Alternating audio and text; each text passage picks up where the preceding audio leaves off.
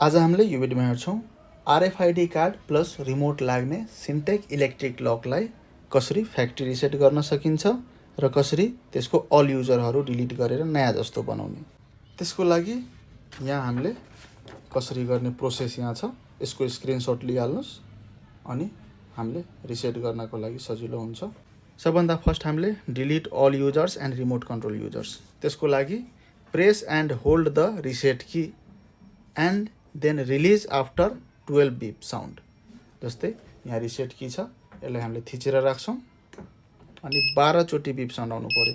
2 3 4 5 6 7 8 9 10 11 12।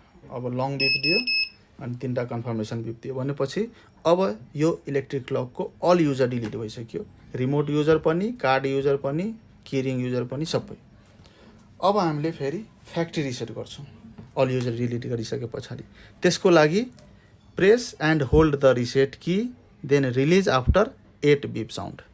अब fully reset गर्नको लागि 8 वटा बीप साउन्ड आउनु पर्यो। 1 2 3 4 5 6 7 8। अब छोड्दिनु। अब चाहिँ यो यसको अरु सबै सेटिङहरु रिसेट भयो, तर रिसेट फ्याक्ट्री रिसेट गर्दाखेरि युजर डिलिट हुँदैन, युजर डिलिट गर्दाखेरि फ्याक्ट्री रिसेट हुँदैन। त्यही भएर नयाँ जस्तो बनाउने हो भने दुईटै प्रोग्राम गर्नुपर्छ। यसरी नै हो सिन्टेक इलेक्ट्रिक लकलाई रिसेट गर्ने तरिका। यो भिडियो हेर्नको लागि धन्यवाद। Dance with me. Back and forth.